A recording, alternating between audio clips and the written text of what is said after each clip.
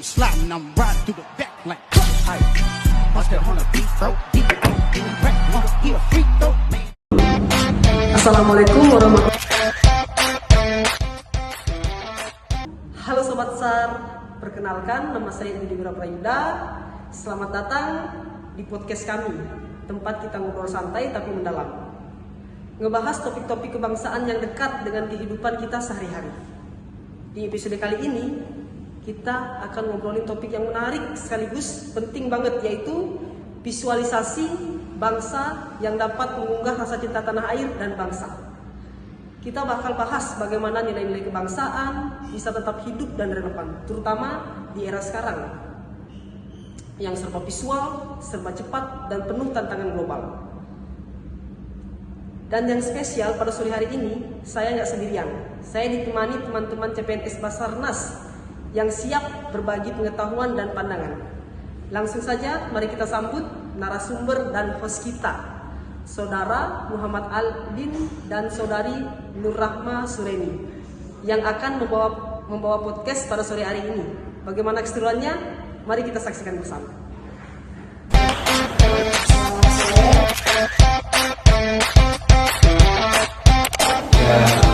Selamat sore, Ya. Bapak Aldin. Kita sering mendengar istilah visualisasi bangsa nih Pak. Ya. Kedengarannya itu besar banget ya, tapi sebenarnya apa sih makna sederhananya dan kenapa itu penting banget untuk kita semua Pak? Iya, terdengar besar tapi sebenarnya sangat dekat. Visualisasi bangsa itu cara kita menampilkan siapa kita sebagai bangsa lewat simbol budaya hingga sikap. Di negara seberagam Indonesia, visual seperti bendera, batik, atau rumah adat jadi pengingat bahwa meski berbeda-beda kita punya akar yang sama, dan itu penting buat membangun rasa saling memiliki. Wah, ternyata maknanya nggak sesulit yang kita bayangkan ya Pak. Visualisasi bangsa itu justru hadir dalam keseharian kita. Nah, kalau kita hubungkan ke generasi muda yang sekarang hidup di era digital, sebenarnya mereka bisa punya peran besar juga. Sekarang kan era digital nih Pak, generasi muda tuh jagonya bikin konten. Menurut Bapak, gimana caranya mereka bisa ikut andil dalam visualisasikan bangsa, tapi tetap relate sama zaman sekarang Pak? Justru generasi muda sekarang pegang kunci besar. Mereka bisa menyampaikan nilai-nilai bangsa lewat media yang mereka kuasai, seperti contohnya Instagram, TikTok, fashion, desain. Bayangin, konten yang mengangkat budaya lokal tapi dibungkus dengan gaya storytelling kekinian. Itu jauh lebih ngena daripada sekadar teks di buku. Jadi nasionalisme bisa tampil keren dan dekat. Wah, ternyata menarik banget ya Pak. Anak muda sekarang bukan cuma penonton, tapi juga kreator narasi bangsa. Tapi gimana dengan peran ASN, khususnya teman-teman Basarnas yang tugasnya langsung di lapangan? Visualisasi bangsa itu kelihatan di mana sih? Kalau dari kacamata ASN nih, khususnya teman-teman Basarnas yang kerjanya di lapangan, visualisasi bangsa itu kelihatan di mana dalam keseharian tugas mereka selama mereka bertugas di lapangan itu Pak?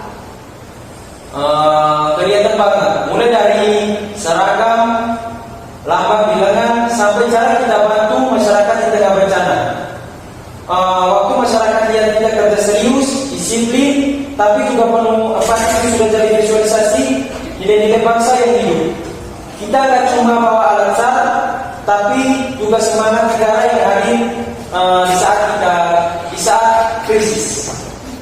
Nah, itu dia Pak. Ternyata lewat seragam, kerja nyata, bahkan sikap kita semua bisa jadi gambaran dari nilai bangsa. Tapi Indonesia kan luas banget nih, budayanya beragam. Kalau bagusnya sudah sekarang di daerah yang punya budaya unik, gimana kita bisa tetap bawa identitas nasional tanpa menyinggung budaya lokal? Tapi kan kita tuh bisa saja ditugaskan di lintas daerah dengan budaya yang di tiap tempat beda-beda Pak. Gimana caranya tetap menunjukkan identitas nasional tanpa mengabaikan budaya lokal tersebut Pak? Kuncinya di empati dan adaptasi. Kita tetap tampil sebagai negara, tapi juga menghargai budaya lokal.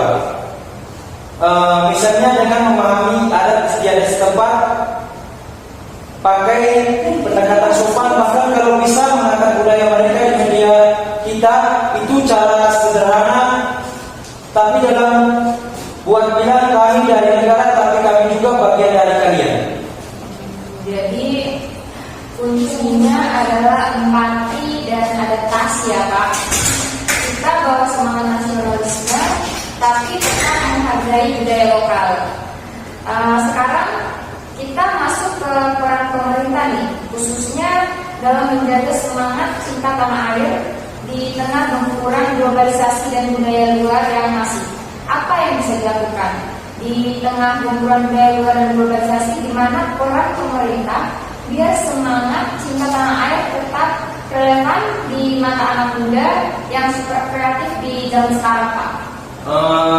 Pemerintah harus jadi teman main yang bijak, bukan cuma ngasih aturan, tapi juga ruang dan hubungan. Misalnya fasilitas komunitas kreatif, bikin lomba-lomba yang berbasis budaya lokal, atau ada kolaborasi buat konten edukatif,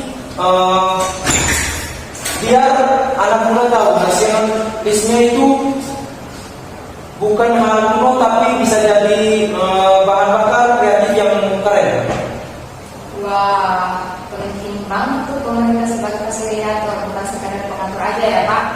Ngomong-ngomong soal tugas ASN nih Pak, banyak orang masih mikir ASN itu kerjanya administratif atau teknis saja. Tapi Basarnas kan beda ya Pak.